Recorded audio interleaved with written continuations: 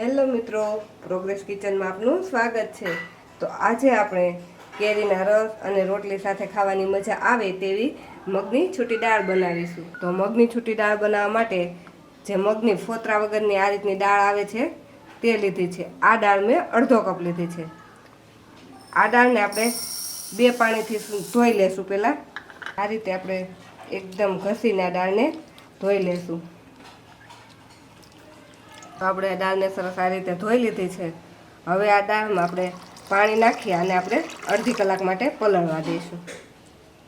પાણી આમાં પલળવા ટાઈમે થોડુંક વધારે નાખવાનું, કેમ કે આ દાળ થોડીક પલળશે એટલે સાઈઝમાં મોટી થઈ જશે। એટલે આ રીતે 1.5 કપ જેટલું આપણે આમાં પલળવામાં પાણી નાખી દેવાનું અને આને ઢાંકીને આપણે અડધી કલાક માટે રહેવા દઈશું। આપણે દાળને પલળતા અડધી કલાક જેટલો સમય થઈ ગયો છે અને આપણે દાળને જોઈએ તો તે એકદમ સરસ એવી પલળી ગઈ છે। આપણે આંગળીથી આ રીતે તોડીએ તો એ આસાનીથી આ રીતે નખથી દબાવીએ તો તરત તૂટી જાય છે।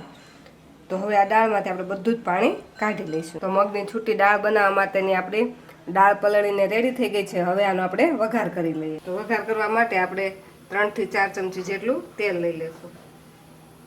આપણું તેલ ગરમ થાય એટલે તેમાં આપણે અડધી ચમચી જેટલી રાઈ નાખી દઈશું। અડધી ચમચી જેટલું જીરું નાખી દઈશું। રાઈ અને જીરું સરસ ફૂટી જાય એટલે તેમાં આપણે 1 સૂકું લાલ મરચું નાખી દઈશું અને 1 તમાલપત્ર નાખી દઈશું।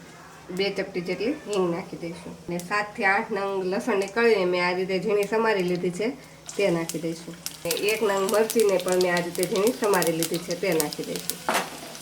આ વઘારને સરસ આપણે પહેલાં સાતળી લઈશું। વઘાર સતળાઈ જાય એટલે એમાં એક નાની સાઈઝનું આપણે ટામેટું નાખી દઈશું। ઘણા લોકો આ દાળમાં ટમેટું નથી નાખતા હોતા, જો ટમેટું નાખવું હોય તો નાખવાનું અને ન નાખવું હોય તો પણ ચાલે।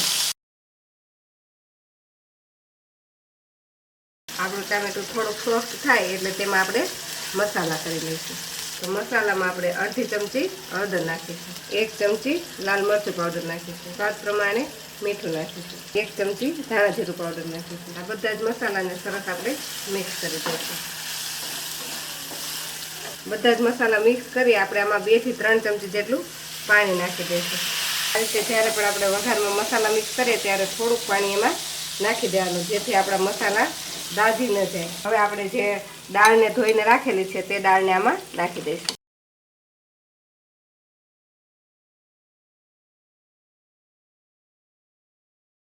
હવે આ દાળને આપણે મસાલા સાથે સરસ મિક્સ કરી દઈશું।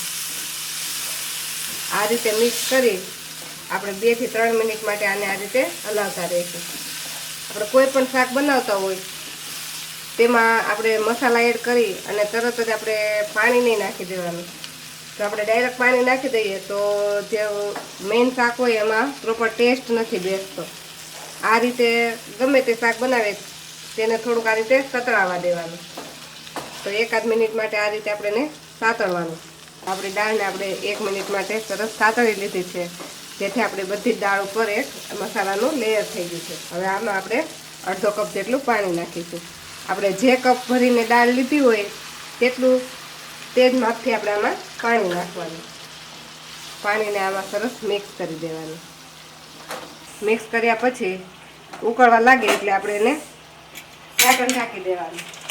ઢાંકણ ઢાંકી એને 5 મિનિટ માટે આપણે થવા દઈશું, એટલે આપણી દાળ પ્રોપર બફાઈ જશે અને દાળ તૂટશે પણ નહીં અને તેમાં પાણી પણ નહીં રહે। તો ધીમા ગેસ પર 5 થી 6 મિનિટ જેટલો સમય થઈ ગયો છે અને આપણી દાળ સરસ બફાઈ ગઈ છે અને તેમાં બધું જ પાણી પણ બળી ગયું છે અને દાળ એકદમ આવી છૂટી થઈ ગઈ છે।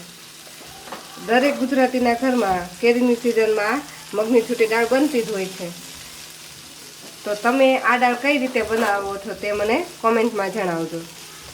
તો આપણે સરસ છૂટી દાળ બની ગઈ છે। હવે આપણે ગેસને બંધ કરી તેના પર લીલા ધાણા નાખી દઈશું અને આ દાળને આપણે કેરીના રસ અને રોટલી સાથે સર્વ કરીશું। તો જો તમને અમારી આ મગની દાળની રેસીપી ગમી હોય તો અમારા વિડીયોને લાઇક કરો અને પ્રોગ્રેસ કિચન ચેનલને સબસ્ક્રાઈબ કરો અને અમારા આવા નવા વિડીયો જોવા માટે અમારી સાથે જોડાયેલા રહો।